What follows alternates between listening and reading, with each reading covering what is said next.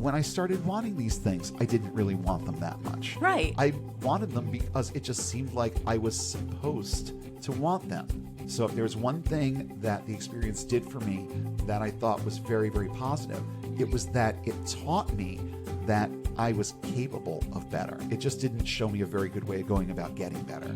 It's also about control, because if they can get you to sacrifice half or more of a night's sleep to be in this auditorium to listen to someone spew rhetoric at 2 o'clock in the morning, then they know that they can control how you spend your money too. Keep thinking about how logical it is to simply believe in something when you don't have a course of action behind it. What's being taught is pure, unadulterated prosperity doctrine, pure and simple. So if that's the case and you're still sitting in your pew, what in the hell are you doing there? You're hearing the same thing there that you heard in those meetings. And if it was bunk in those meetings, it's bunk in your church too. Welcome to Unbound, A podcast for new atheists, and lifetime atheists, ex-evangelicals. truth seekers, and free thinkers. There is life after faith. And life here is good. It's time for a new perspective. And a better conversation. I'm Spider. And I'm Shelle, and it's time to get unbound. 942. I'm going bankrupt. How about you? Oh my God. Yeah. I'm Spider. And I'm Shelle. And today we are going to be talking about how prosperity doctrine influences certain multi-level marketing companies. Yeah. We're going to be speaking specifically about one of those companies because, well, that's the one that we know, and it's the one that we got ensnared in for a little while there. Yeah. But this is, from what I've heard, a pervasive problem over a lot of different networks where now they incorporate faith with your ability to actually make money within an organization that is set up for you to fail. Right. So before we get into that, we've got a real interesting Christians Behaving Badly segment for you today. And it revolves around how evangelicals are now trying to exploit, maybe profit from, whatever the case may be. They are using the coronavirus for their own purposes, and Shelle's got some on that. Well, first, an update on a previous story. We were talking about how Jim Bakker is selling the silver solution on his website and purported it to kill coronavirus. And now the Federal Trade Commission has and the U.S. Food and Drug Administration has told him that he has to stop. He has to take these products down, and he cannot say that it will cure anything because it literally cannot. And now he is also being sued by the state of Missouri for selling fake cures on his website. Well, it all boils down to the fact that he was touting them as cure. Right. Now, I mean, I don't know whether or not there were any reasonable disclaimers on any of his marketing material. There was a little link you could click. California residents, click here, because they are supposed to. It's a law in California that everything that has even like the slightest inkling of being cancer causing has to have a disclaimer stating so this stuff that he was selling could actually cause cancer? Yeah, it's silver. It's colloidal silver is what he's selling, and it doesn't work for anything. And it's not something that your body needs or uses. Except if you want to turn your skin blue. Yes, you can do that. I don't know why you would want to, but some people have done it. Hey, it's a sign that the stuff is in there. Yeah, I mean, you know it's in there and it's doing something. I am going to just add that right now, Health and Human Services is taking more urgent measures to prevent fake cures and people talking about treatments that don't exist yet. So for any coronavirus information, if you want accuracy, go to the World Health Organization website or the CDC. Those are the only two places you're going to get real accurate information. And note that neither of those places have anything to do with your pastor or your church. Nope. Not a thing. Not a blessed goddamn thing. So make sure that you are giving yourself the fighting chance against this that you can have. And honestly, it involves getting your information from good sources, but it also involves just being smart. Okay.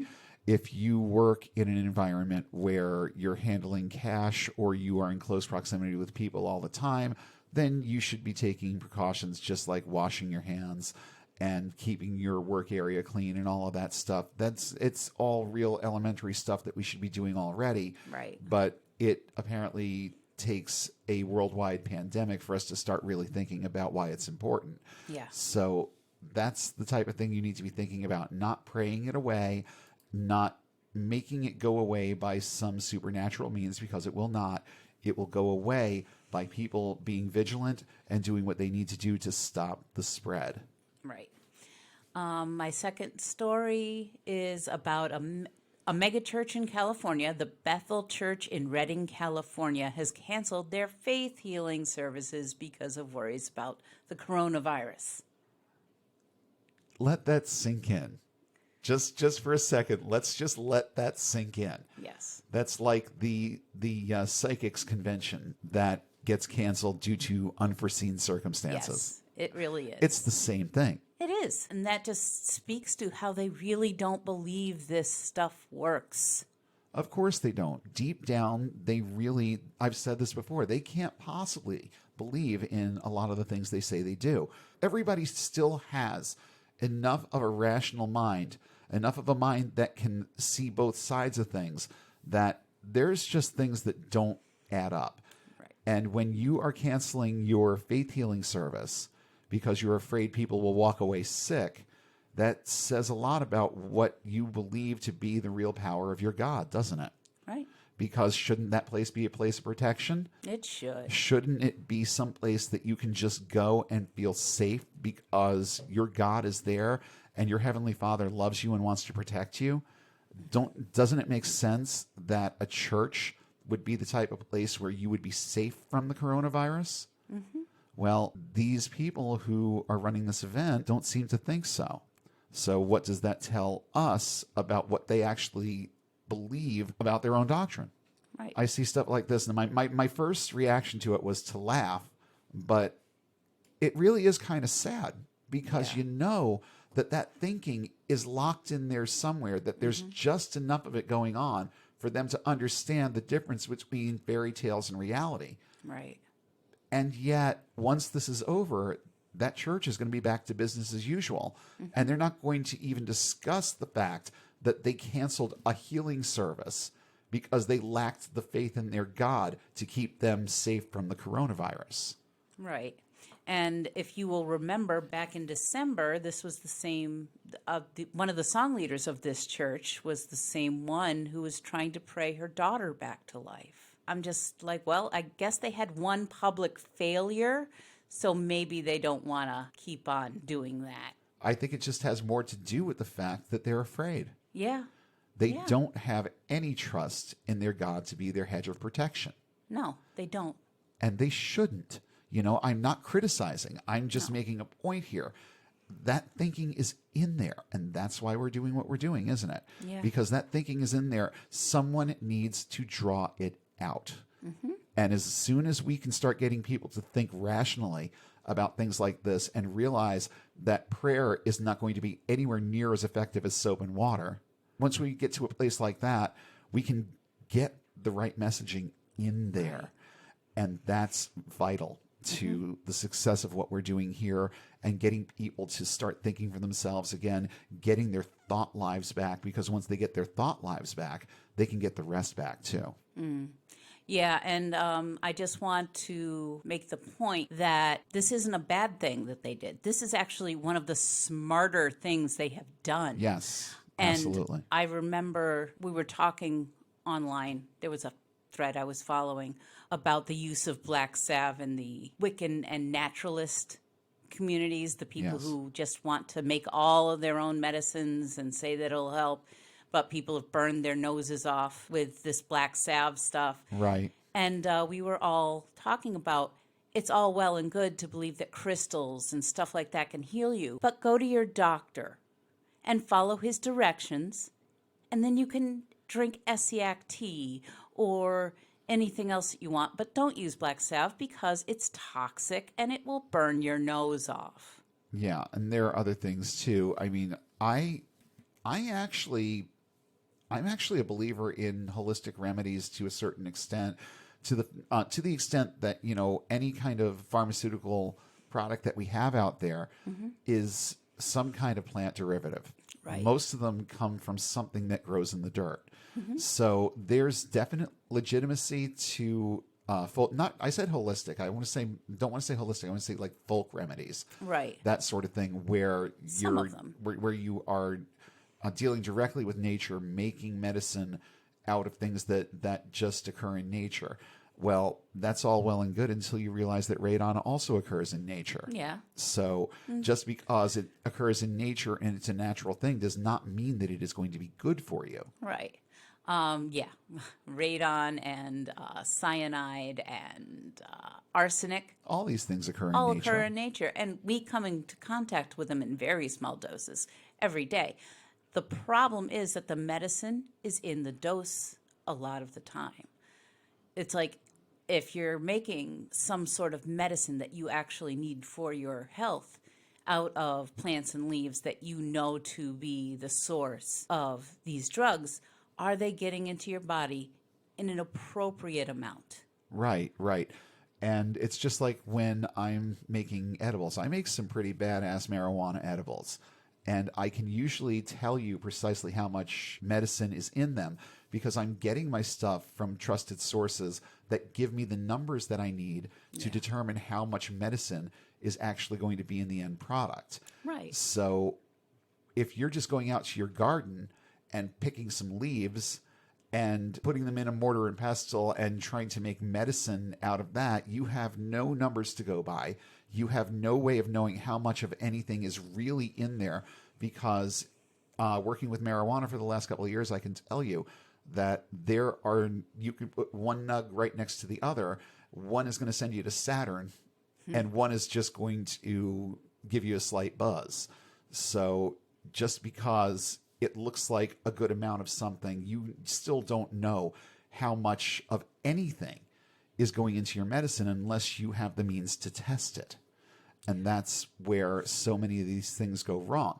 I believe that there is legitimacy to folk medicine, but I do think that we need to be responsible and see if we can build something safe and traceable in terms of how much medicine is in the medicine before we just put it in our bodies. Right. Because it's something that grew in the dirt, so it must be safe. No, hemlock grows in the dirt too. Yeah. I wanted to just put a period on this Christians behaving badly segment by bringing up something. Carmen, anyone who remembers him from the 80s and 90s, whether you went to see him on the Champion tour, which was probably his biggest hit out of all of them. He did songs like The Champion. He did Jericho, the Shout of Victory. All of these real long narrative type songs that told biblical stories or just told completely unhermeneutical stories about interactions between deities. He writes songs, story songs like that. And they were very, very popular back in the day. And he's managed to keep his career afloat through affiliations with organizations like TBN. He's been a fixture on TBN for a very, very, very long time. And like I've said before, expectations in evangelical circles don't really change or evolve that much. So likewise, Carmen and his shtick haven't really evolved that much. But I found this to be really, really, really interesting. Carmen put out this flyer for an upcoming concert. No, they are not going to cancel it. They are going to go ahead with this concert at Graceway Church in Plant City, Florida. And here's what he has to say. This is from a flyer that he's putting out about this show. Christians operate in faith and not in fear. Early at every concert, I've decided for all of us to join our faith together and pray healing and protection over this church and this community. We will bind and push back the forces of this dreaded coronavirus from our lives. At this point in time, when every reputable organization out there is telling us that social distancing is a good idea right now, no, the people at this church are going to come together. I want to see how many of them come down with this and whether or not Carmen gets it.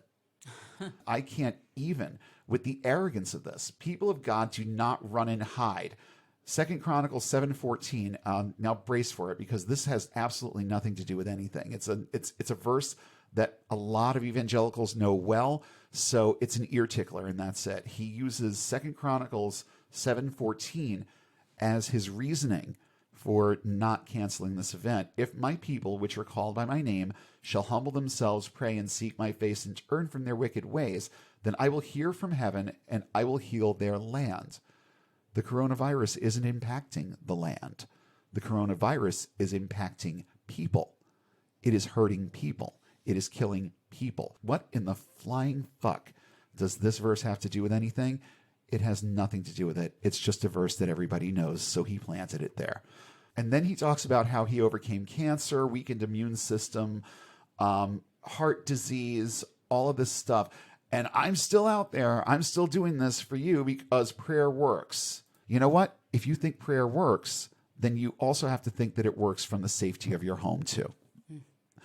And if you need to be in a big group of people for prayer to work, you are not exercising your faith. You are exercising various forms of Eastern mysticism, because you have a need to be in a group of people to raise the energy necessary for your prayers to work. So think about that. If you're in that area and you're thinking about actually going to this concert, this is actually happening today. So I don't know if I'm really going to reach a whole lot of people with this, but if I can get one person to stay home from this, I'll be happy. All right? Yeah. Just don't go to this idiotic concert, okay? If you want to hear him that bad, turn on one of his CDs, DVDs, or whatever, and have yourself a couch party in the safety of your home. Yep. Because right now, that is the best place where you can be. I'm not saying don't go out. We'll be going out later, sure. But I'm not going to be going to any concerts anytime soon. Oh, no. And the more I thought about it last night, we have a group in this area that does Rockstar Karaoke, which is karaoke with a live band. Yeah. And we love going to this. And we had plans of doing this right up until yesterday. And then during the day yesterday, I started thinking about this. I was on the road and started thinking about how many people were going to be singing from that microphone. And if there was any kind of contingency for making sure that it stayed clean. Well, I don't think that there's enough that you can do to really, really guarantee that someone's not going to catch something from that microphone. Yeah. And the more I thought about it, the less of a good idea it became. And then they decided that they were going to cancel. So I am not a huge fan of this whole lock your doors and board up your windows kind of mentality. But when it comes to something that has presented itself as being a true global pandemic, you have to take it seriously. Right. And the fact is that you just never know who you're going to come into contact with who has this. And it is so easy to spread that your best bet is to simply not be where other people are. Some of us can't avoid it. I work in a very customer-facing position in my job, so I will always be around people. I will also be, and have been, going to the sanitizer after 3 transactions where I handle cash. I'm making sure that I keep my hands as clean as possible, and in between, if I've handled so much as a quarter, I'm not rubbing my eyes until I get some sanitizer on my hands. These are just things, common sense things that we need to be doing right now.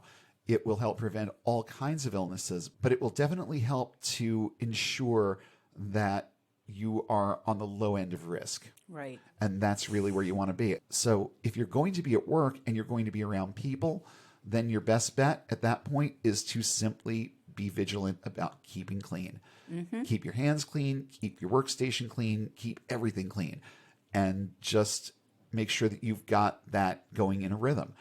What you don't want to do is show up at a church where you're elbow to elbow with a lot of other people, because Carmen is a very popular performer in CCM.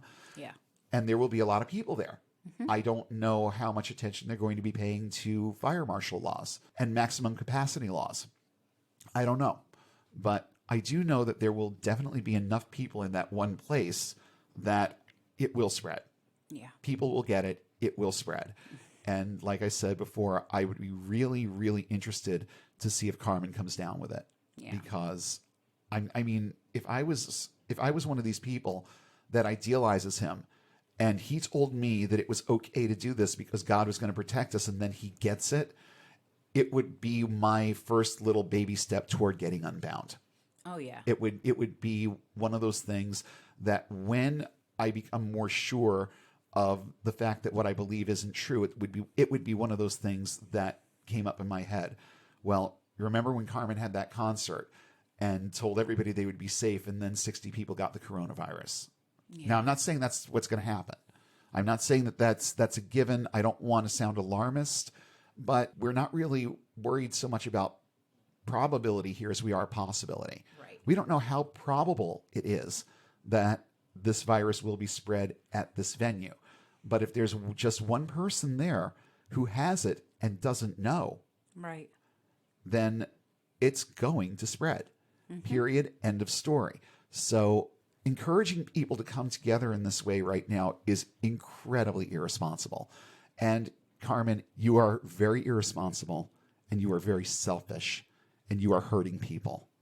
And if you or anybody in that place winds up coming down with this, I hope that it serves as a testimony to the people who place their trust in you of just how little there is to your message.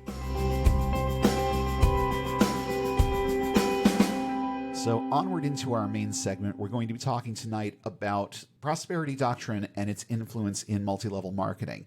Now, like I said in the beginning, I've heard that there are copycats out there, that there are other companies, organizations within those companies that try and do things the same way as what we experienced. I don't know the particulars on those. I just know what we've been through. And I know what I've seen because I've been at these meetings and I've seen how they do things. And I've listened to a lot of their quote unquote higher ups talk from very evangelical perspectives about, how they got where they are, and that trust in the Lord is a huge part of this. We heard that all the time from a lot of different sources, including people in our upline. So back around, I want to say it was 1995.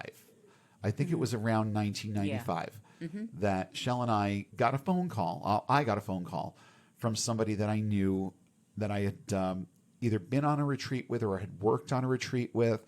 And I sort of kind of knew who he was, but couldn't quite place the face for a little while there. And once he and his wife showed up at our apartment, I knew who he was. Right. And this guy is really kind of hard to miss. But I think in this instance, I had been on the retreat. I wasn't working on the retreat. So I had been thinking a little bit more about me and my own life and my own perspectives on things, and had maybe met him or talked to him once in passing. But he was working on this retreat. He was on the team that put on the retreat.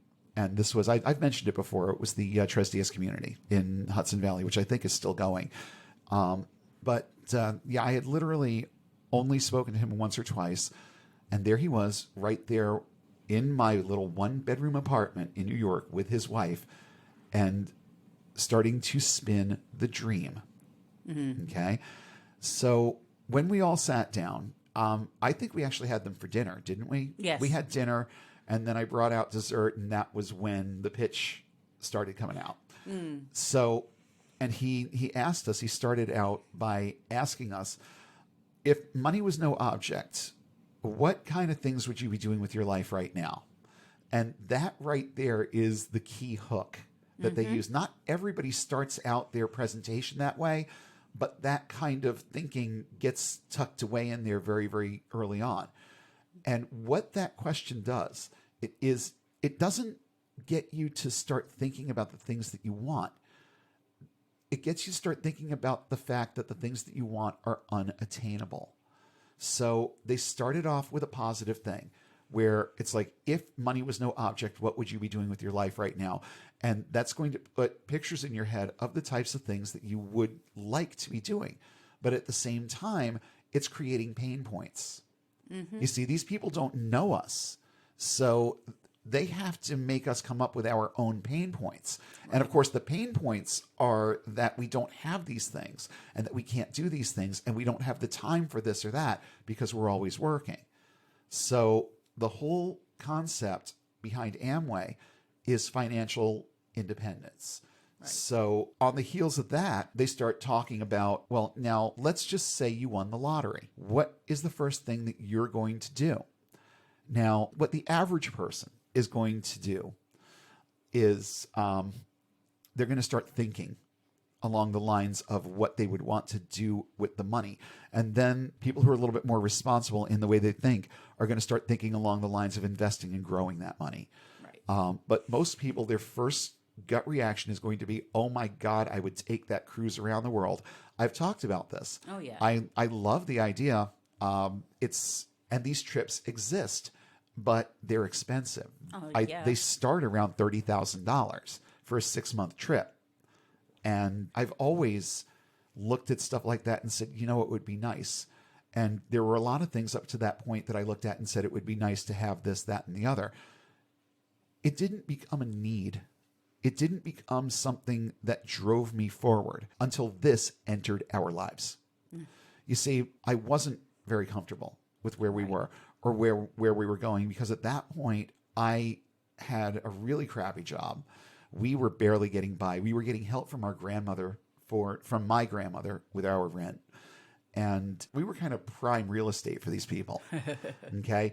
What I will say about this, just not to give away the end of the story or anything like that, but the experiences that we had in Amway did manage to teach me that I was capable of and deserving of more than what I had, and started making strides to make my life a little bit better, because I left Bible college in pretty much a state of despair. And this was only about 2 years later. Right. So I looked at this as my escape route, and then learned over time that I had to create the escape route. And that's, there's a big difference there. There's a lot of disparity there, but they accidentally teach you that message along the way too. So if there's one thing that the experience did for me that I thought was very, very positive, it was that it taught me that I was capable of better. It just didn't show me a very good way of going about getting better. Mm. That was the thing. Do you have any thoughts about that night? Like, what were your impressions? Like the first thing that you thought of? I was kind of open to the whole thing from the very beginning. No, I was ready to do whatever would help you, because I knew you were not happy. And I was just sort of like, I'm not sure what else I can do, because I was working at Walmart at that time, and I figured that's all I'm capable of. That's all I'm good for. And I was having a hard time finding decent employment. I was always working multiple jobs. It was a mess. Yeah, I was ready to do whatever you wanted to do to try and make things better, because I had no idea. And here were two people sitting there at our table saying, we are doing this. We know that it works because we work with some very successful people, and we can help you. Mm-hmm. So who's going to say no to that? Really? And well, I mean, a lot of people say no to it. Right. But I don't think that everybody is presented with it from the same angle or at the right moment for them. Right. You see, they drive going out and showing the plan like every night to someone new. But if you're not reaching that person at a point where any of these pain points that you can throw at them are going to mean anything to them, then they're not going to say yes. Mm-hmm. We were prime real estate. Right. And because we just wanted things to be better. And also, we had just been on the retreat weekends. You went on the men's retreat. I went on the women's retreat. Yeah, that's what it was. And the husband was at the men's retreat, and the wife was at the women's retreat, and she just so happened to be at my table. Yeah. Okay. Yep. And she was... didn't you realize that when they walked through the door? Yeah. Yeah. Yeah. Yeah. And so you didn't know. You didn't exactly know who they were either. But I was like, she talked about what her husband did for a living, which was buy from our own store, and I was like, okay. And then I was like, oh, okay. Now, again, I don't fault anybody that we were directly involved in, but that strikes me as a little bit inappropriate to bring up at the table at a Tristius. But, She laid the foundation, and he contacted me. What they were setting out to do worked, and they weren't doing it with malicious intent. It was just they were kind of doing it from a smart angle. She talked to you, he talked to me. Now there's a little bit of camaraderie there, and it's easy to talk about this stuff. Yeah. I mean, we sat down for dinner that I prepared for two people who were basically strangers, and we were able to just have that cohesiveness because we had the foundation of Tres Dias. Right. And I typically trusted people who were in that movement. Right. And, still would, because that particular movement attracts a much better grade of Christian than a lot of them do. Right. So, long story short, we did sign up that night. I started thinking about people I could call and talk to. And of course, I had anxiety then and didn't know. There was no possible way that I was going to consistently get on the phone and call people that I knew, even though I did telemarketing for quite a while and was good at it. That was strangers. These were people I didn't even know what they looked like when I was talking to them. I just had a voice, and it was easier. Calling people who I knew, who knew me, and worrying about how I would be received or perceived was problematic. It was something that was bound to slow us down, and it was bound to bar us from success with that. But, I figured eventually I'll be able to get past this. I'll be able to get over it, and I'll be able to talk to people. I'll be walking up to people on the street and just telling them about the plan. And that kind of did happen too a couple of times where I saw that there was some kind of an opportunity, and I would talk to somebody and maybe just pull out a pad and sketch out the plan a little bit for them.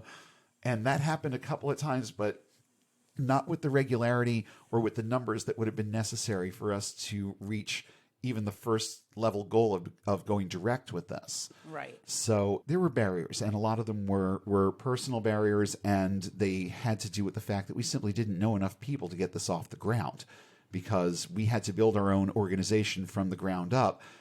And they said that the best way to do that was to start with friends, family, people that you know.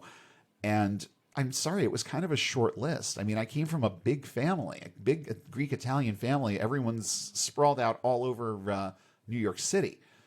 But at the same time, it's like, I don't know these people. And I certainly don't have all the contact information that I would need for them. I found it interesting how many dentists were diamonds, emeralds and diamonds in the business. And what it came down to, there's certain people and certain professions, and dentistry is one of them. Dentistry is a big one, where you start out with a ginormous contact list. And you have people as a captive audience in your chair. And you start dropping little details about this way that you're making money outside of your dental practice. And people they're just laying there and they're listening to you. And then every now and then someone decides that they're interested. Well, you know what? If I had 5,000 people that I could call and sit down and show that plan to, I'm pretty sure that I could have found 6 of them that wanted to go direct. Right. I'm pretty sure that I could have found enough people to build a big enough organization that I would be able to have this comfy other side income. But in terms of a professional income like a dentist or a doctor or a lawyer, it really is just side income, because when you look at the way the plan was set up in 1995, it was what they called their 942 system. Right. Okay, so you had 9 people in your direct downline. Each of those 9 brought in 4 to the organization, and each of those 4 brought in 2. And at that point, you were what was called a direct distributor, because if everybody was doing things the way that they were supposed to and buying the amount of product that they needed to get 100 points a month, and that was your goal. You wanted to hit, it was 100 or 200 PV a month. I think it was something. Yeah, it was 100 like or 200. I think it was 200. Now that I'm thinking about it, that you wanted to hit per month, and that number was based on the products that you bought and the values that were assigned to them. Now, the Amway products themselves had pretty high point value, but the stuff that came out of the catalog had much lower point value, but we were still expected to use that very expensive ketchup and cereal. You know, Yeah. it was buy from your own store, just like you said. Right. As direct distributors, you're making a decent amount of money. Yeah. It's decent. You're making somewhere in the 50K a year category, somewhere Something in that like neighborhood. that, yeah. So it's a decent middle class income at that point. But then you want to build it bigger. Okay. So that's the structure of this plan. When you reconstruct this tier level 6 times and you've got 6 direct organizations below you, you become what's called a diamond. Okay. And actually, it was 6. It was 6 directs. There were so many numbers, and things changed, and they had changed just before we got in. Yeah. Because just before we got in, it wasn't 942, it was 642. Right. But they had to pad that up to appeal to an audience in the 90s because 642 went back to the 50s. Yes. Okay. So in the 1990s, the amount of money that you could be earning as a diamond really wouldn't be appealing in 1995. So instead of 6 in your direct line, they tell you to build 9. And now all of a sudden there's a lot more money there at the end of the year. But honestly, after taxes, you're still looking at a nice professional level income, but nothing that's going to afford you the lifestyle that you see in the profiles of success. Yeah. Before I go too much further, because I know this stuff is in my notes, I want to just try and stay on a timeline here a little bit and make sure that I say everything that I wanted to say and that you say whatever you want to say. But just a few fun facts about some of the things that I discovered right after we got in. Number one, our sponsors were evangelicals, but we knew that. Our immediate upline, our upline directs, however, were atheists. Yes. But they played the prosperity card really, really well anyway. Yeah. They had to know that it was bullshit. They had to know. But they played it anyway because that was where they knew we were. You appeal to your target demo. Right. And as directs, they're still marketers. Okay. And that means they need to know who their audience is. And if their audience is predominantly evangelicals, then they don't have to sit there and agree and say God is good, but they have to agree with what's being taught. Right. And what's being taught through organizations not organizations like Amway, through the leadership organizations like Yeager and Britt. What's being taught is pure, unadulterated prosperity doctrine, pure and simple. It's all name it and claim it. It's all the same stuff that we talked about last week. I didn't want to advertise this episode as a sequel, but it kind of is. I didn't want this to be part 2 of last week because I think it's a drastically different thing that we're talking about. Right. But it builds on everything we talked about last week. So once you're done with this, if you have questions about some of the stuff that we talk about, chances are those questions are going to be answered in the previous episode because I look at it from a purely evangelical standpoint then. But you've got to understand that these people in the leadership organizations were largely evangelical to the point where they just flat out incorporated worship services and that sort of thing into everything that they did. We had worship services at local level and we had them at regional level. Okay. Whenever we had a weekend meeting out in Pittsburgh, there was always a non-denominational church service on Sunday morning. Yeah. Always. Now, I need to make sure that people understand a couple of things before we continue. Amway, in and of itself, is now and has always been a legitimate legal business. Whether or not they're ethical remains to be seen, but in the eyes of the law, they're not doing anything wrong on their end. Okay? They're selling products, people are buying them. That's the way it's supposed to work. Now, my beef with Amway as a company comes with their affiliations and their failure to adequately police or decry the very unethical practices of the leadership organizations and their support systems. It's very suspect to me how they have been silent for so long about this because the money is in the support systems, not the soap. Right. Okay.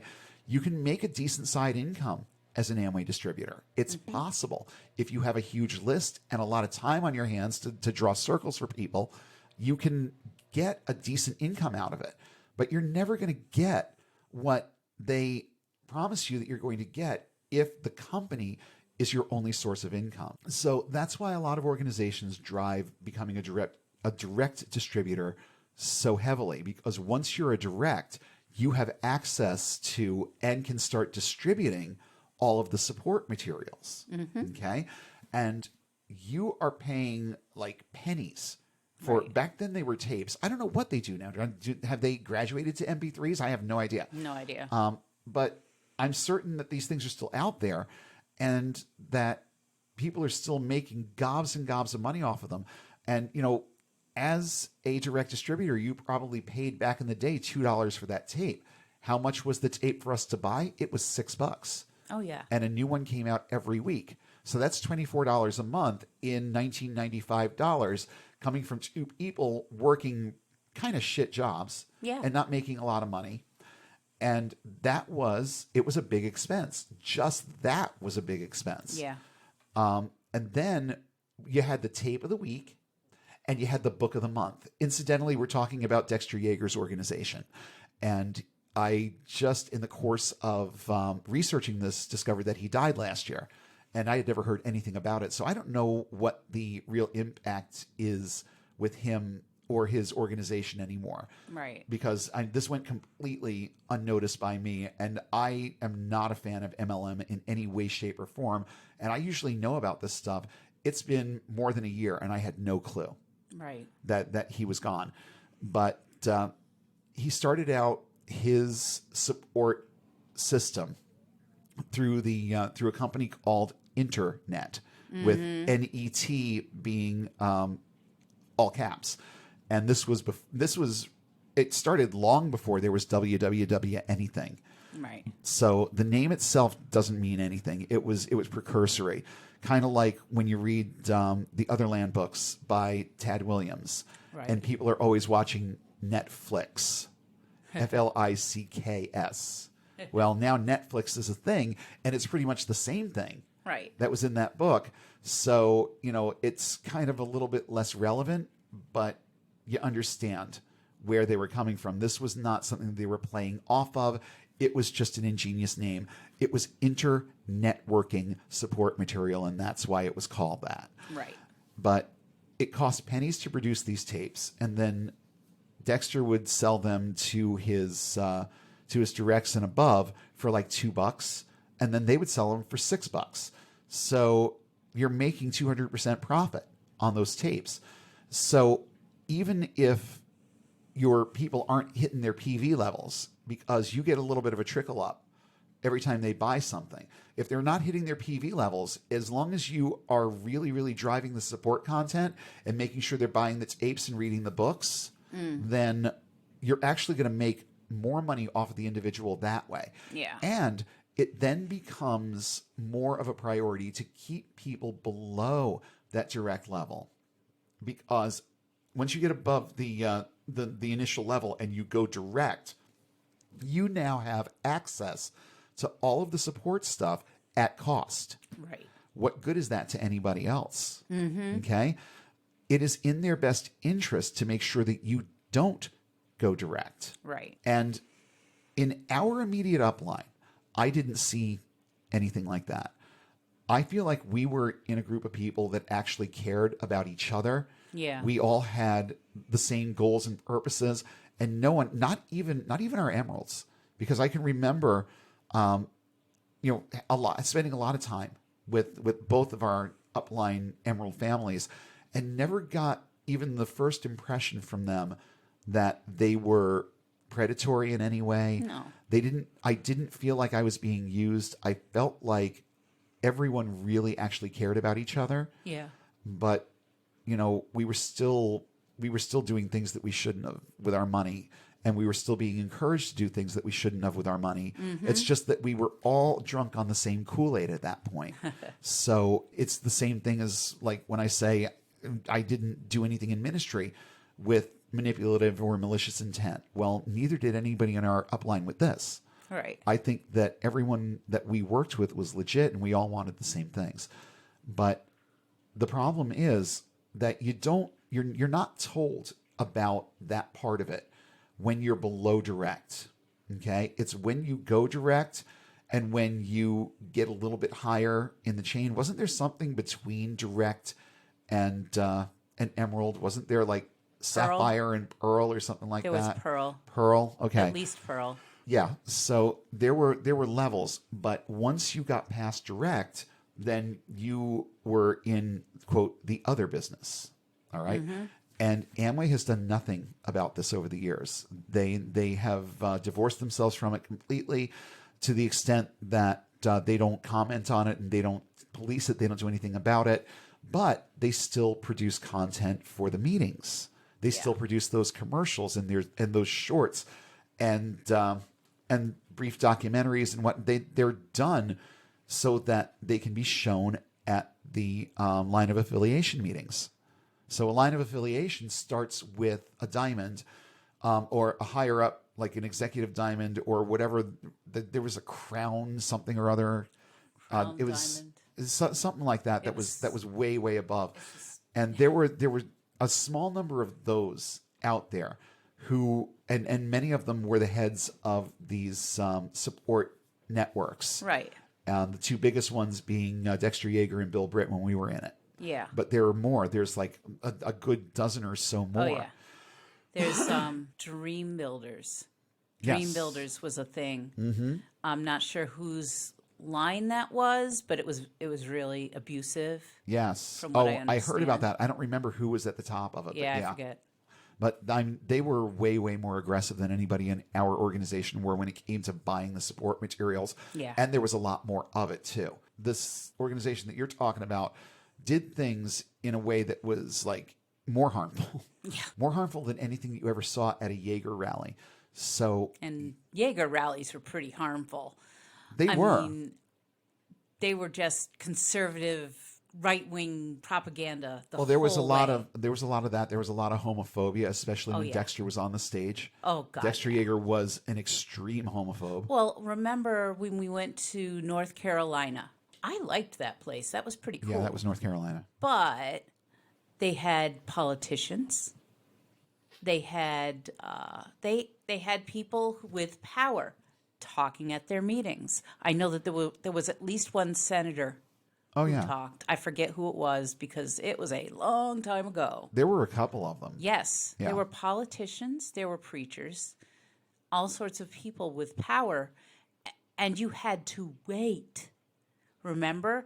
If you wanted to hear Dexter Yeager talk, you had to wait until like 1, 2 in the morning. Yes. And it's very cult-like. Yes. In the way that they do that, because they get you to a point where you are exhausted. Yes. And you can do nothing but sit there and listen. You don't have energy for anything else. And the messaging gets in there on a more subconscious level. Right. And it's also about control, because if they can get you to sacrifice half or more of a night's sleep to be in this auditorium to listen to someone spew rhetoric at 2:00 in the morning, then they know that they can control how you spend your money too. Right. And it's really easy. So our local organization was supportive and it was full of good people. But one thing that I did notice is that once you got past our Upline Direct's sponsors, everyone was evangelical. Yeah. Everyone else straight up the line to our own diamond were evangelicals. Our local organization, I thought, the people were fantastic. Our sponsors and Upline cared about us. They wanted us to be successful. It wasn't all about the support materials, at least not at the beginning, but we were strongly encouraged to buy them. And they were talking points. Yeah. We got to engage in conversation with our Upline and with other distributors based on the stuff that was in the support material. And it also showed your seriousness about it when you knew it was in the support material, when you knew it was on that tape, what was talked about. Hey, what'd you think about this? Yeah. And that just tells your Upline, I listened to this. I'm someone worth your time to work with to get this off the ground. So I would do that all the time.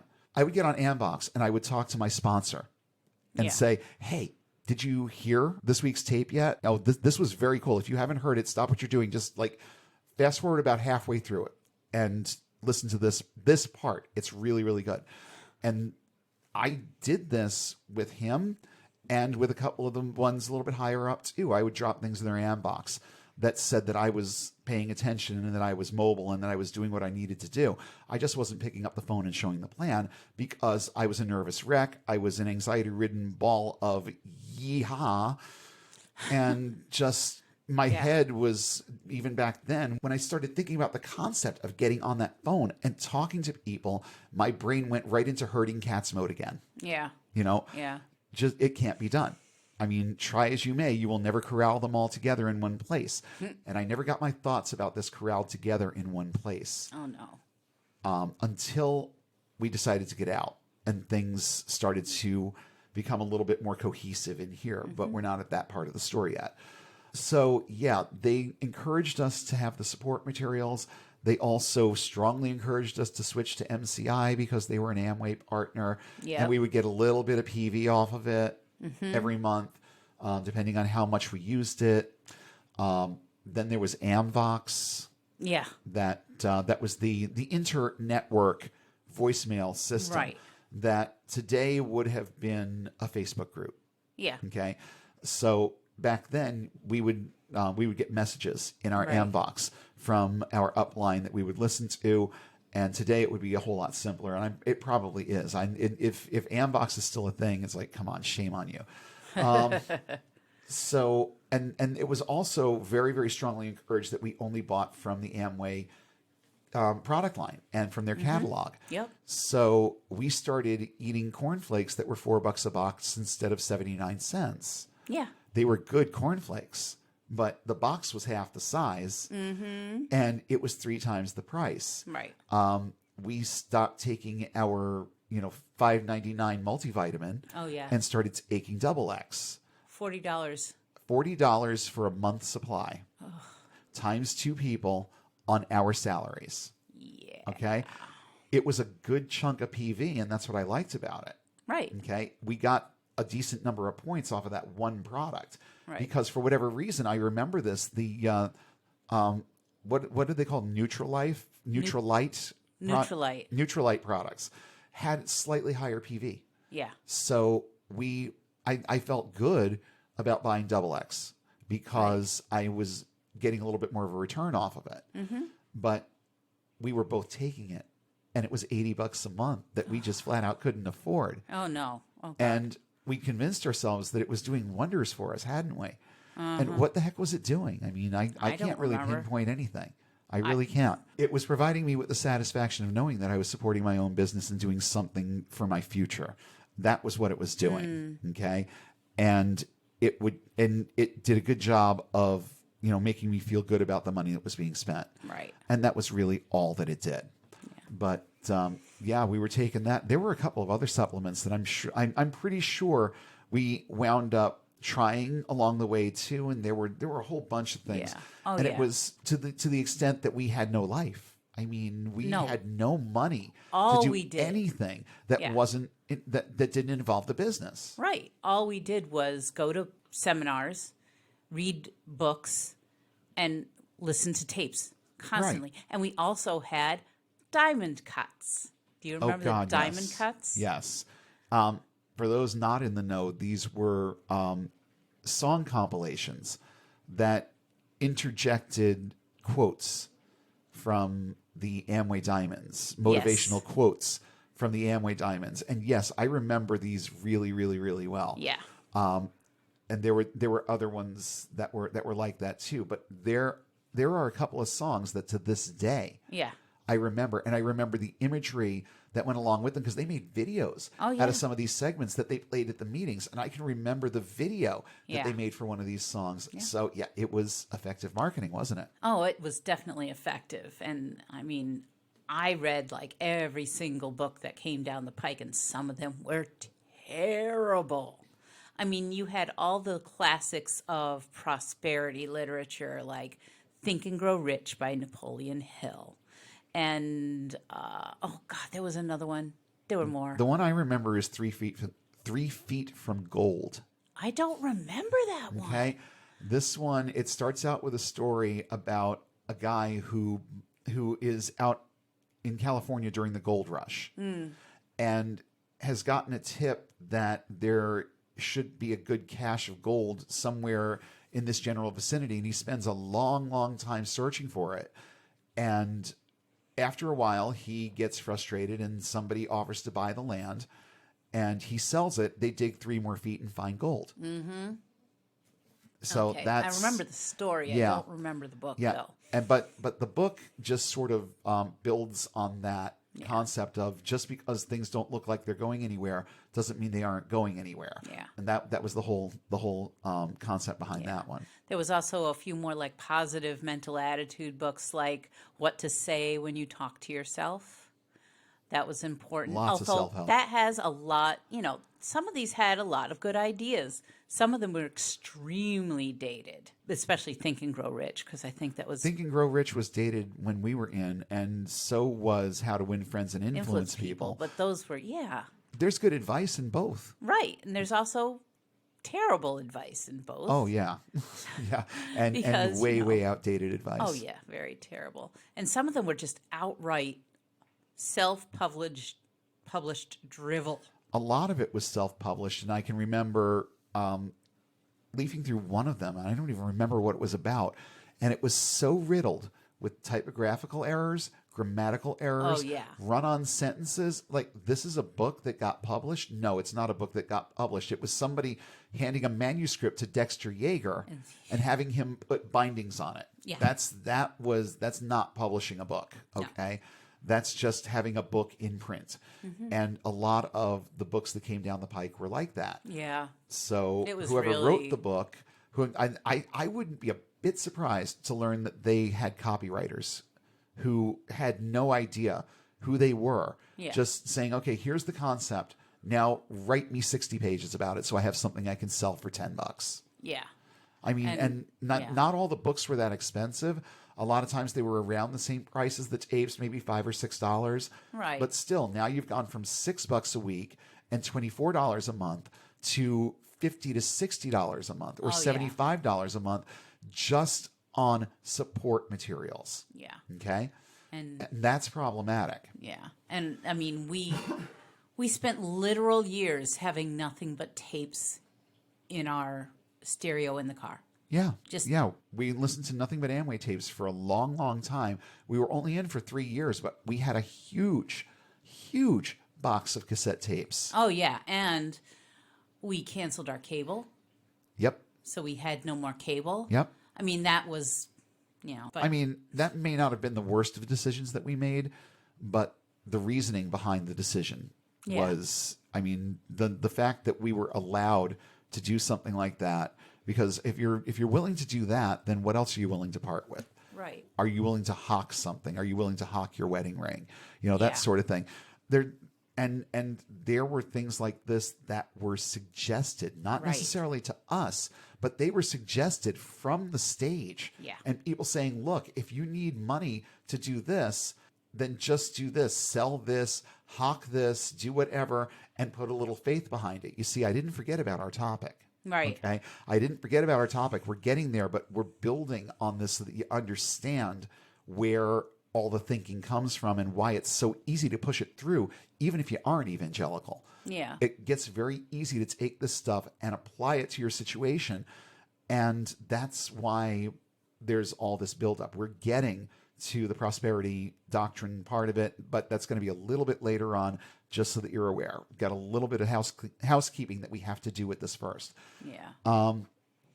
So I mentioned that the support networks operate outside the company, that these networks are not part of Amway. The events are not put on by Amway. None of it really touches the company, but they have company reps that show up at these meetings all the time.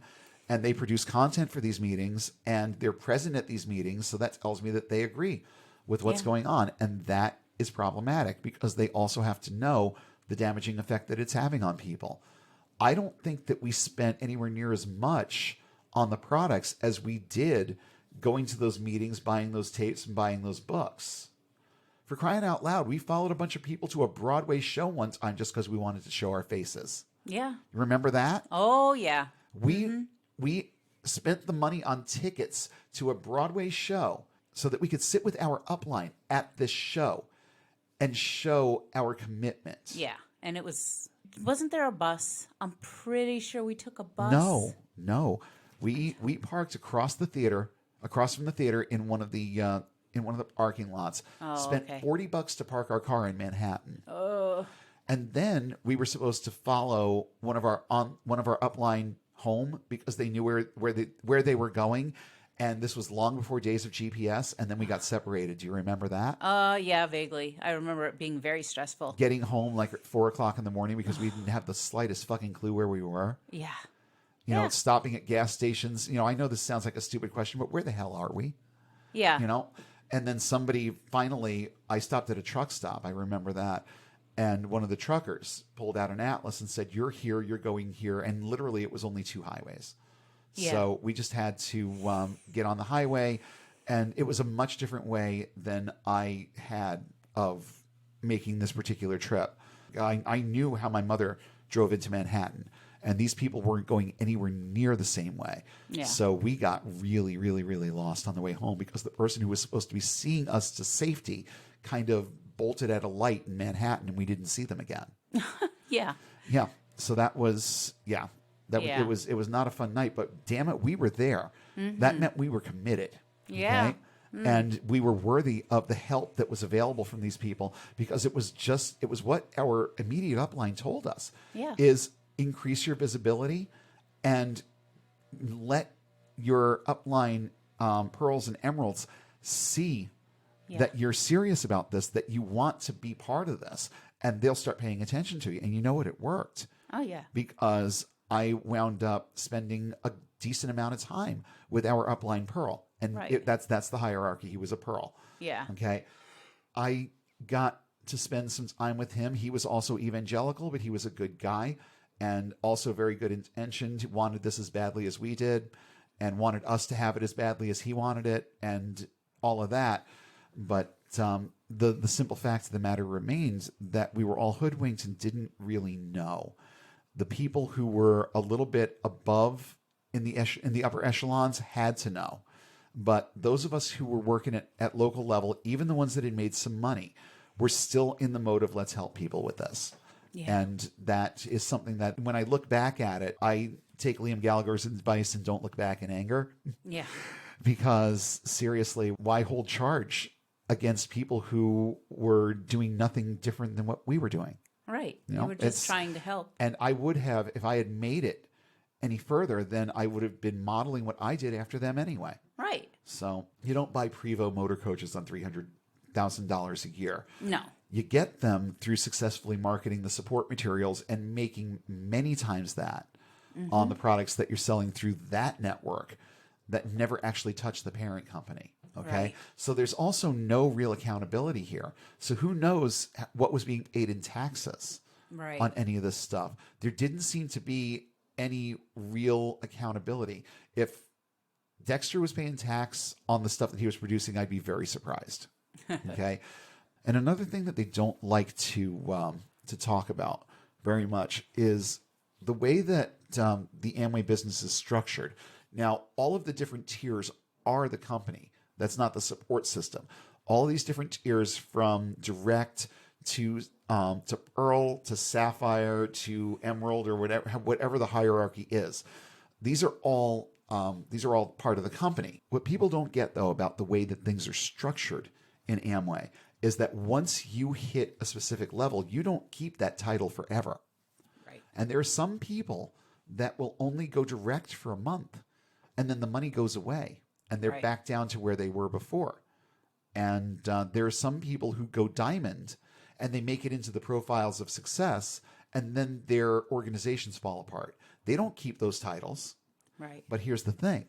If you've ever been a diamond, you can go to the meetings and you can speak on the stages as if you're a diamond because you hit it that one time. Yeah. Okay.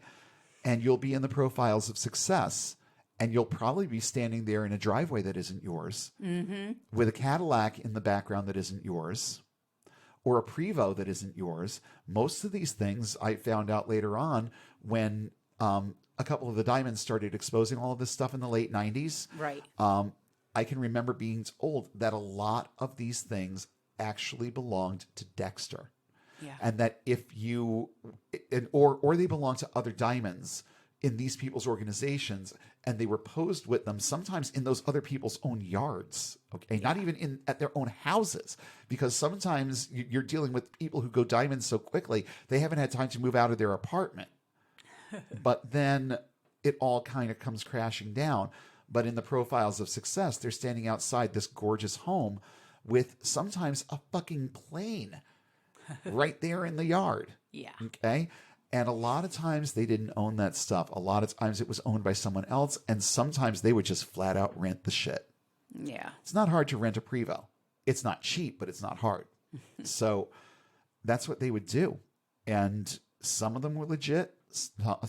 A lot of them probably weren't. Okay. I don't know. I didn't research every last diamond to figure out whether or not their story was legit. But I did remember noticing back in the day, there were a couple of times where I was thumbing through the profiles of success and saw what really looked like some of the same vehicles on a couple of different pages. And of course, my brain, not wanting this to be a scam, would say, well, there's more than one of that Prevost out there, isn't there? Right. Okay, well, let's look at the license plate. Oh, it's blurred out. We can't. You know?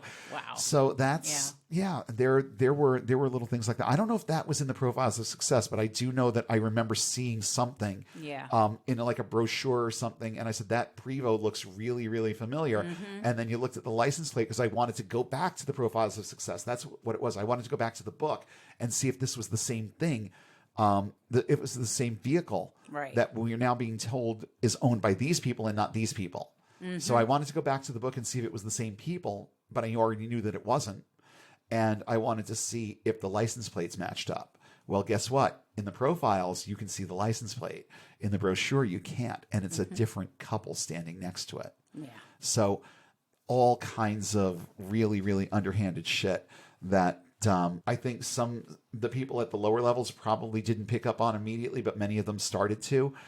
And but the ones who were higher up, anyone who was emerald or above had to know that there was some hardcore scamming going on.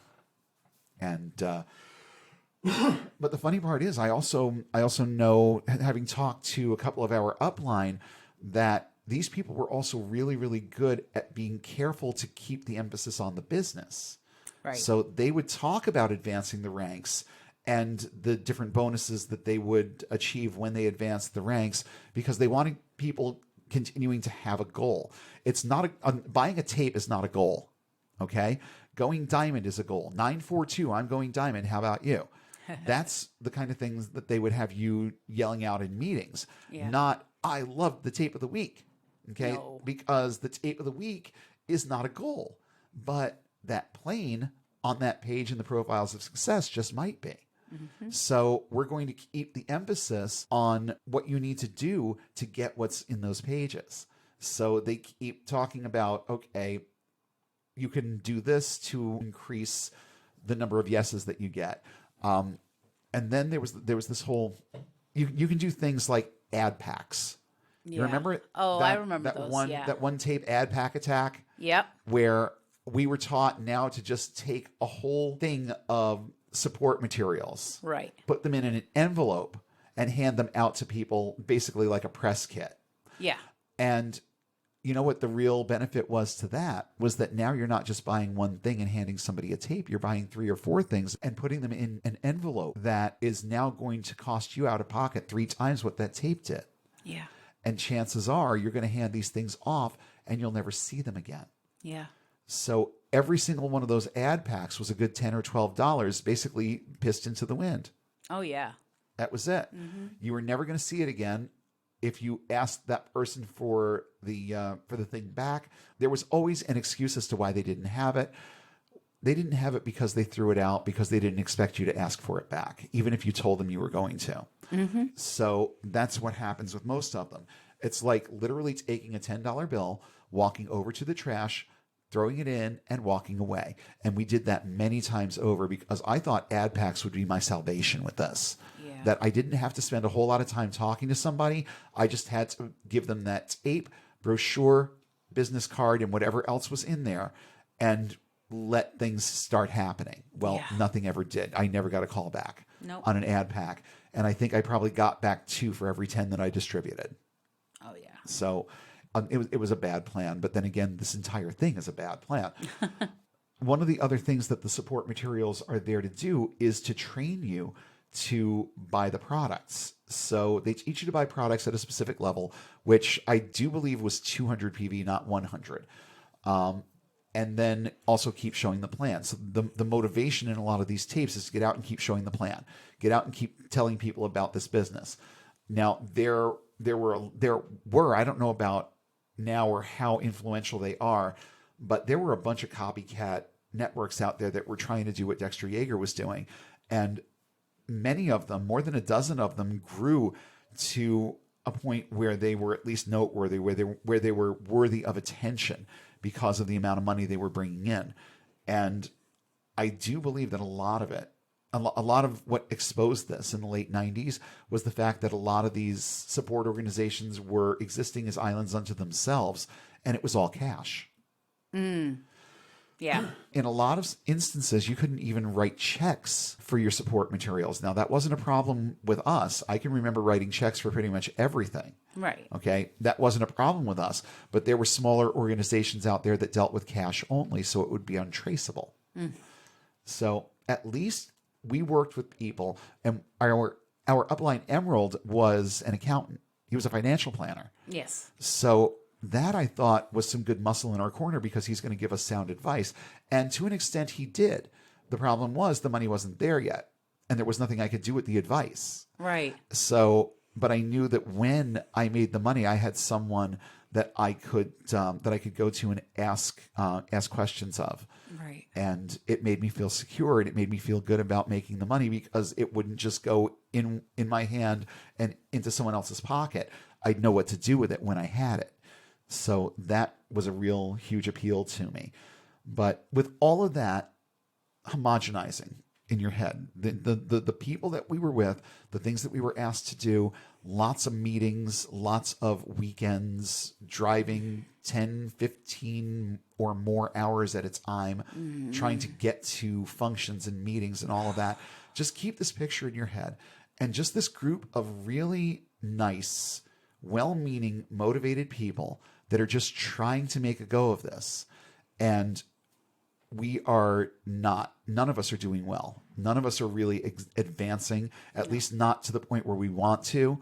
And even our upline directs, they had to be honest with us and tell us that they hadn't qualified direct in quite a while. Yeah. So almost everyone was in the same boat that we were. A lot of these people hit direct and stayed there for exactly 1 month, but that kind of afforded them a few privileges that the rest of us didn't have. Yeah. But that was all. That was all they had. They weren't making money off the support system yet. So what happens when you have a group of people with a common purpose and largely common beliefs? Right. And you put them in this situation? Well, what happens is the name it and claim it shit starts getting in there under the radar again. And that was one of the things that happened with us. Ask me to my face if I believed in name it and claim it doctrine, and I would tell you no. But I bought a lot of what these people said hook, line, and sinker, didn't I? And there's no difference. And the fact that this business is populated by such a large quorum of evangelicals, I won't say that it's the majority, but it's a lot. Enough to the point where the arenas were still full for the worship services. Okay. Yeah. So that tells me there was a lot of them. All right. It was either that there was a lot of them or that there were a lot of sheepish downline that wanted to be visible, regardless of where they had to make themselves visible. But this is the type of stuff that they would talk about in meetings. They would talk about visualization, the whole dream building part of this. Okay. Imagine if you won the lottery and you had enough money to do anything that you wanted with your life. What would you do? And then they start building on this concept. One of the major problems that I had with the dream building angle was the fact that I didn't want 9/10 of the things that I started really seriously, heavily wanting Yeah. when we were in this. I didn't want a Dodge Viper before Amway. Right. I didn't want a Cadillac before Amway. Right. And honestly, when I started wanting these things, I didn't really want them that much. Right. I wanted them because it just seemed like I was supposed to want them. I was supposed to want this millionaire lifestyle that would never be achieved even as a diamond. Yeah. And that was the thing. Keep visualizing that you have this. Well, when you're Dexter Yeager and you've got hundreds of diamonds below you and getting all of the bonuses from all of that revenue, then yeah, this works out well for you. But for those of us who don't have a chance of getting much past direct, let alone diamond, how big should we be thinking? Well, the answer to that question is there's no such thing as thinking too big. Yeah. So yes, if you see that 100-foot yacht and you want one, start visualizing yourself on the yacht. Start visualizing yourself walking around on the ship. Start visualizing nothing ahead of you, nothing out ahead of you but ocean, and your ship's crew are seeing to you. Okay, these are the types of things that they told us to do. And with me, the Dodge Viper thing was a big thing because I just thought that it was a very, very cool car, and I would visualize myself on right out there on the open road, just opening that thing up as far as it'll go, going as fast as it'll go, and just really, really enjoying the white knuckled ride.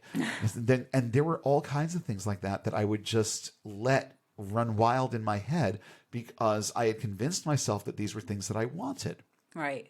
And in the back of my head, it was always there. You don't really want this. All you want is for your life to not be so hard.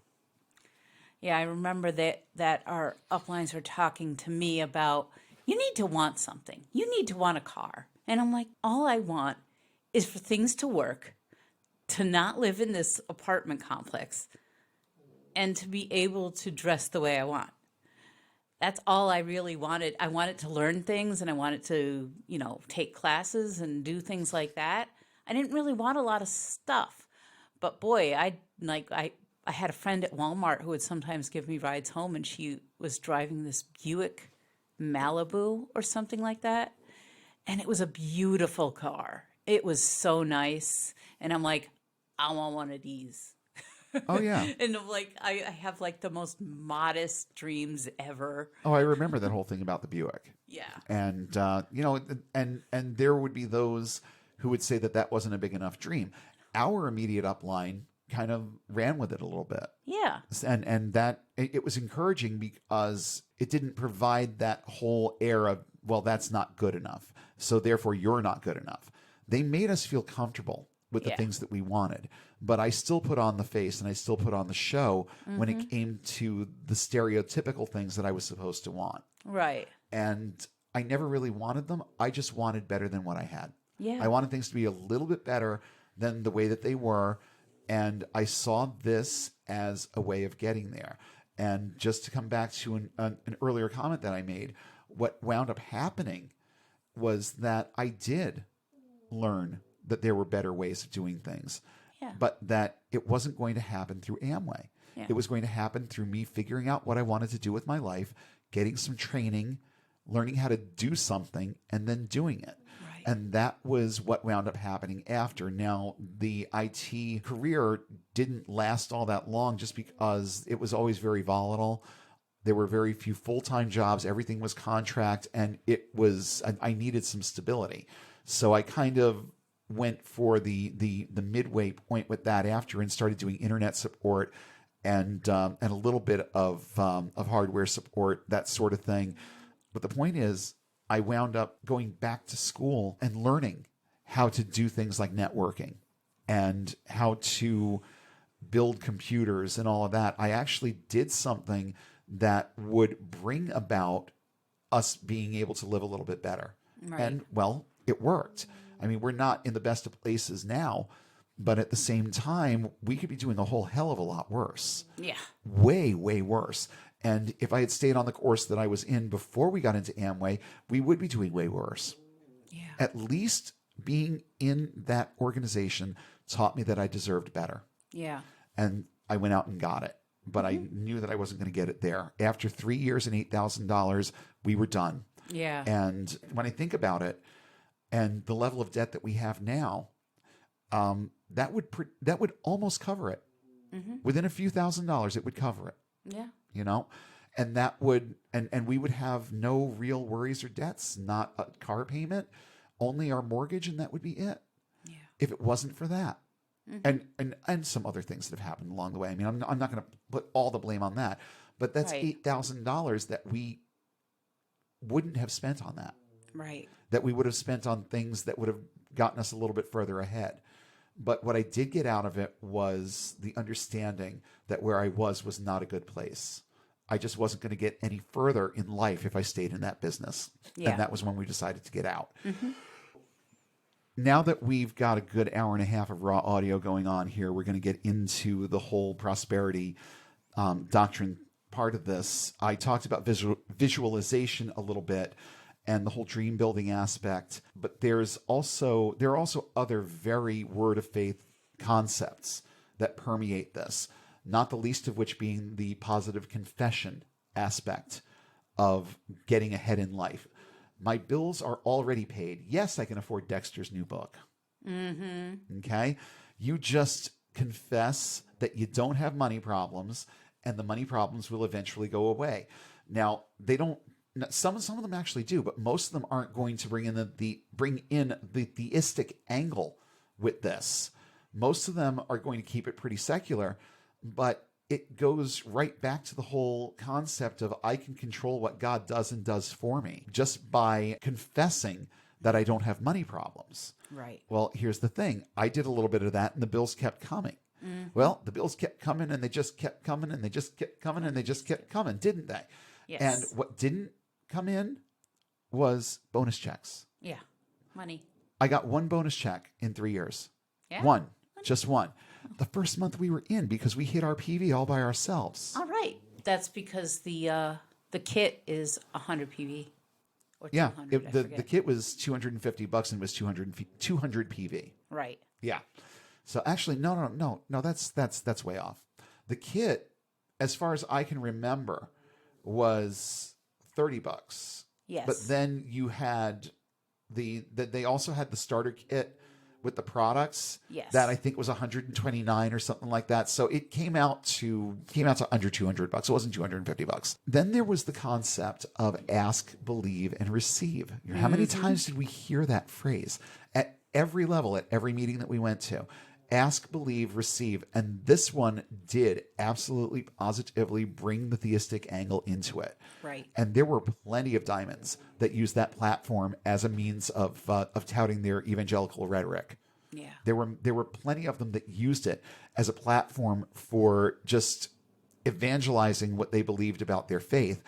And bonus, there's stuff in here that we can use that's relevant. Okay. And that was more of it than anything. And the whole ask, believe, receive, name it and claim it thing, it was huge. It was huge in Amway. Now, we were always told that there were things that we needed to do in order to achieve success. But you ever notice how they never got around to telling you what? Every last one of those people would hit the stage and say, we're going to tell you about how we went diamond. Yeah.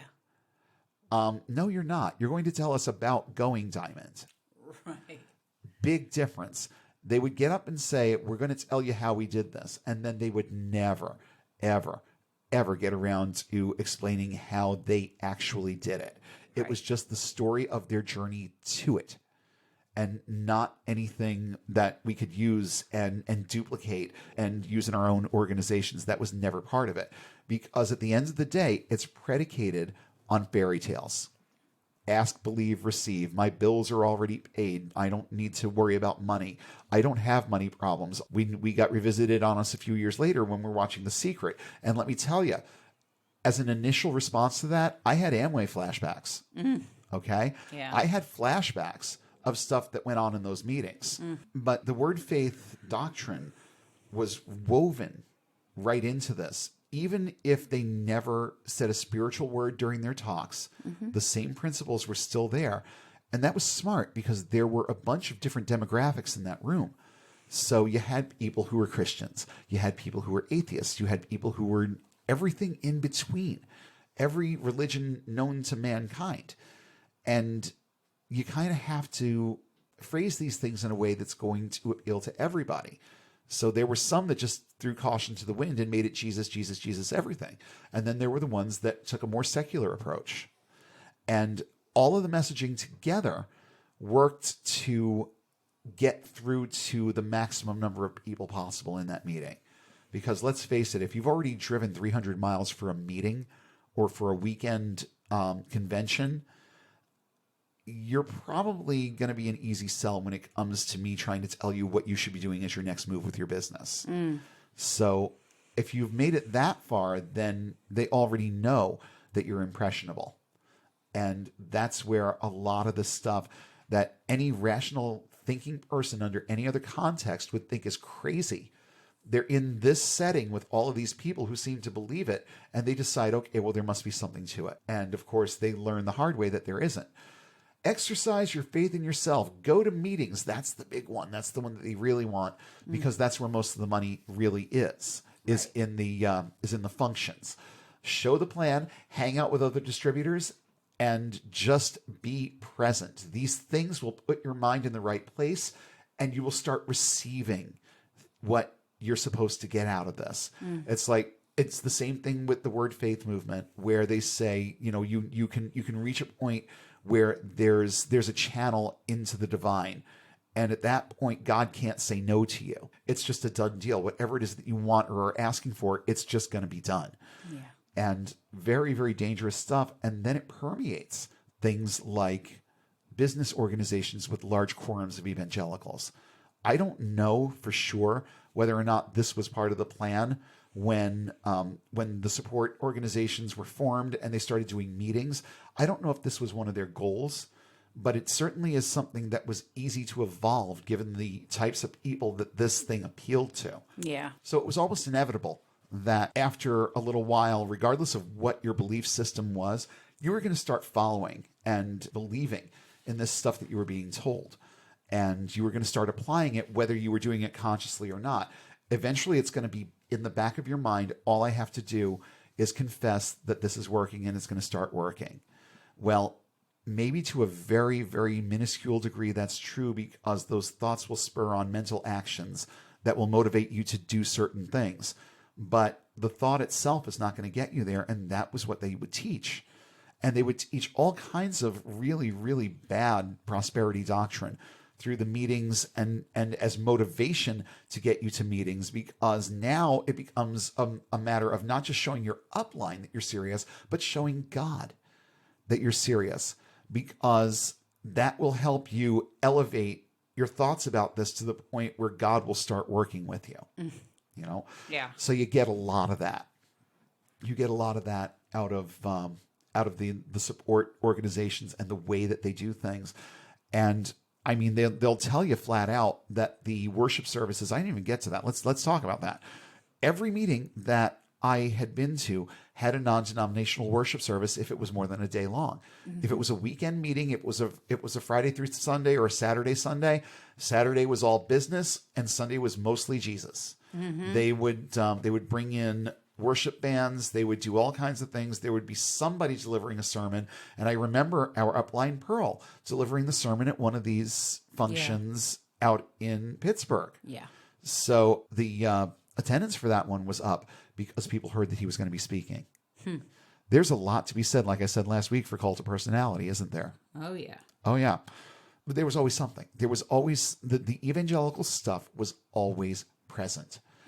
And whether or not it was framed like that or not, sometimes it was, sometimes it wasn't, but the messaging was still there.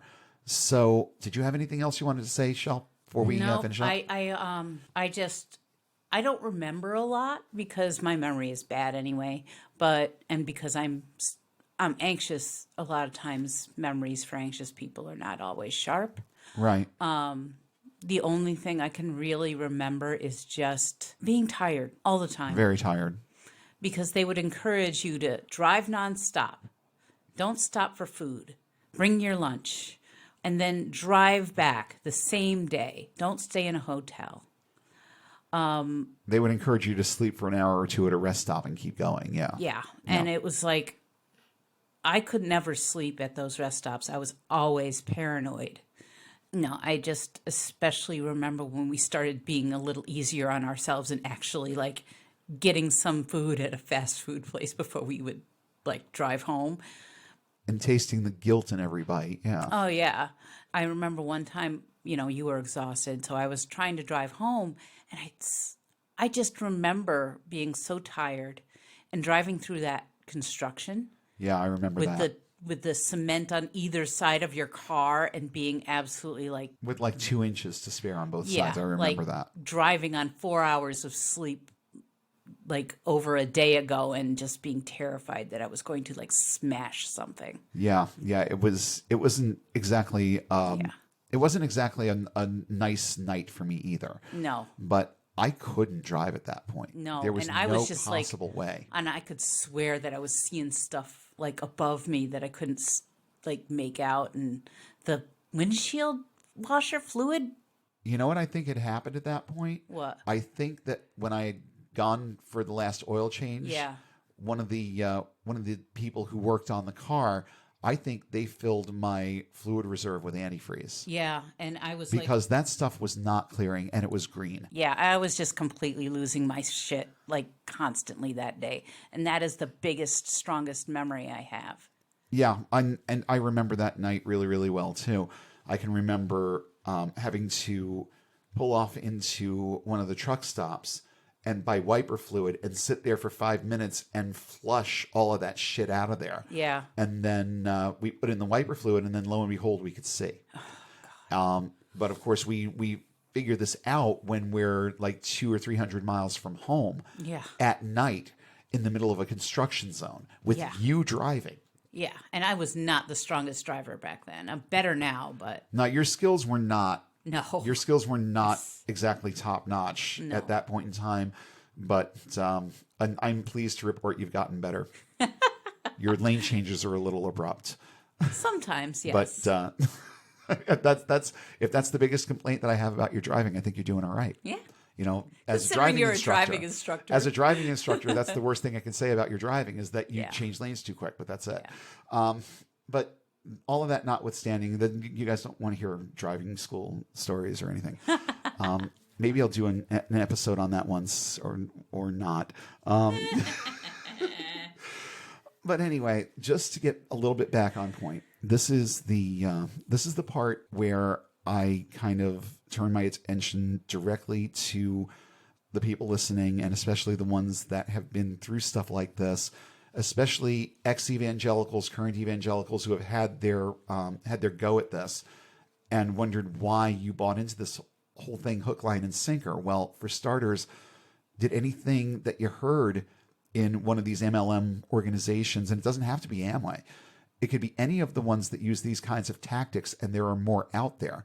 So, I mean, did you ever notice when you went to meetings that you were hearing basically the same messaging that you were hearing in church? Mm-hmm.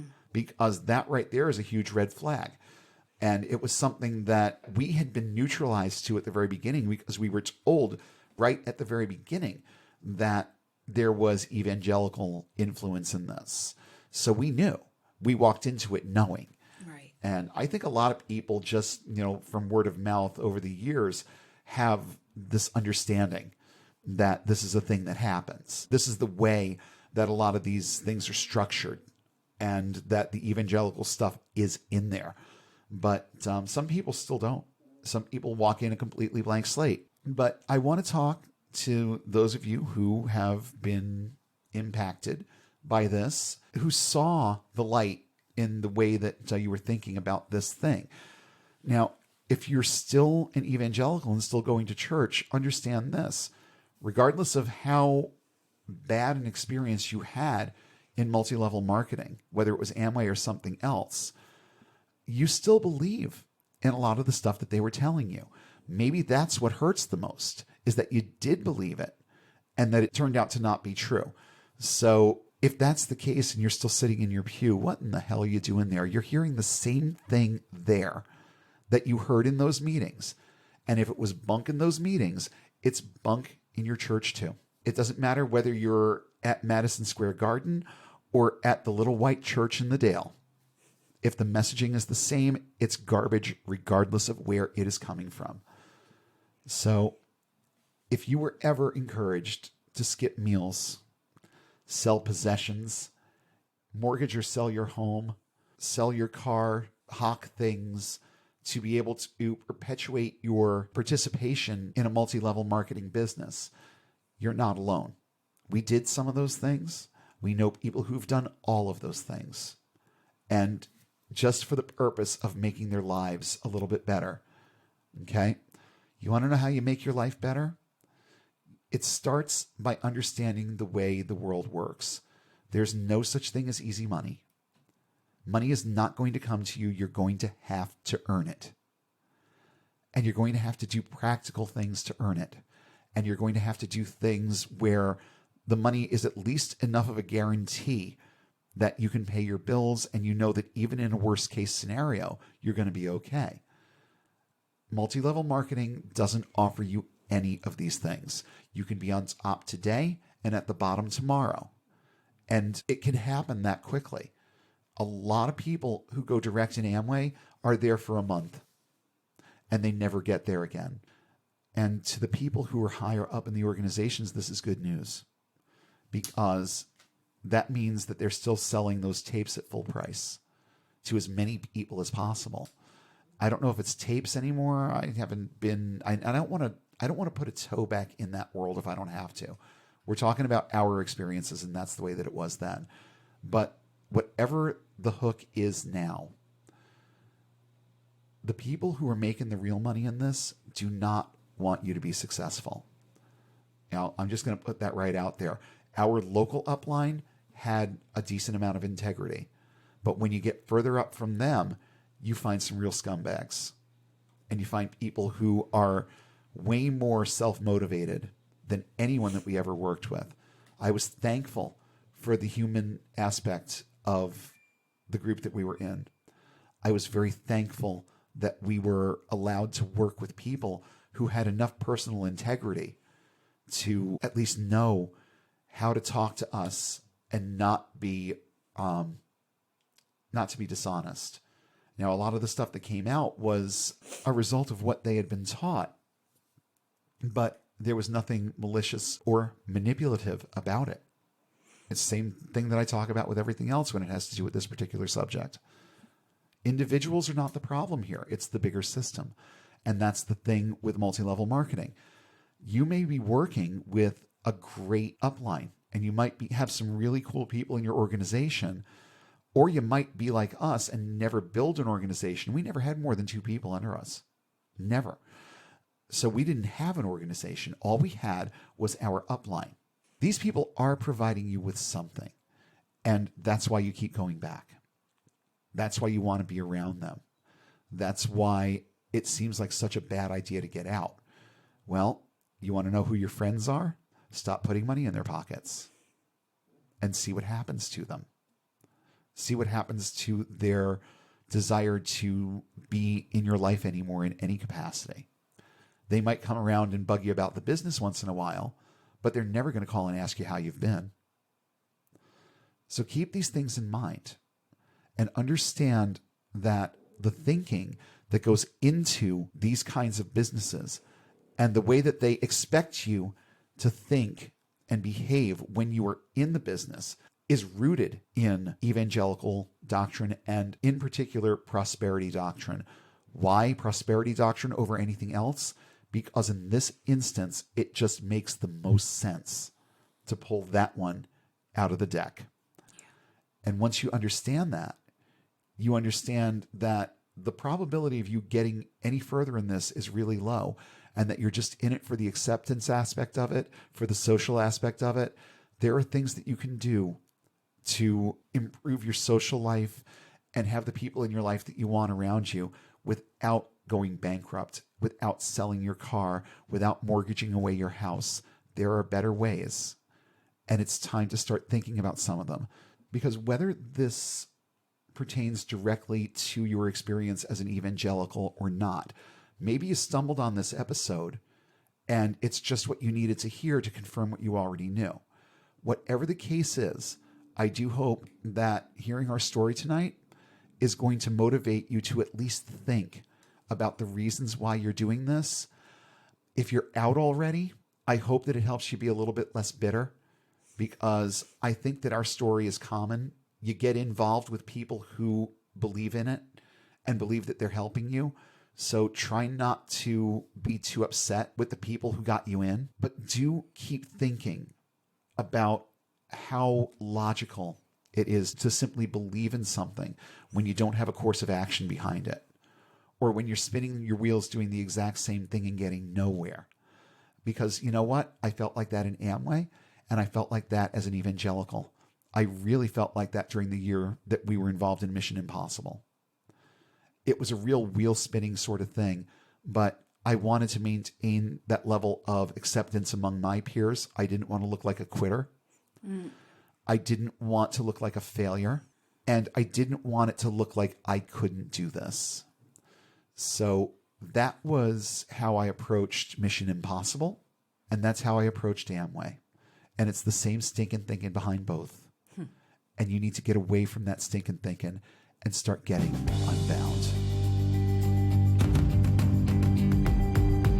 We hope you enjoyed this episode of Unbound. Show topics are chosen based on their timeliness, relevance, and social impact. Have suggestions for future topics? Email us at unbound.podcast.network@gmail.com with all your comments and feedback. Please don't forget to like, share, and throw a few 5-star ratings our way, and follow us on all major social platforms. And don't forget to hit subscribe if you haven't already. Links to our social pages, as well as a full list of cited sources in today's episode, are listed in the show notes, available at our website, getunbound.org. That's get-unbound.org. If you value this resource and would like to see it continue, please consider supporting us on Patreon at the link in the show description. And be sure to check for new updates every Sunday when we'll come together again and take one more step toward getting and staying unbound.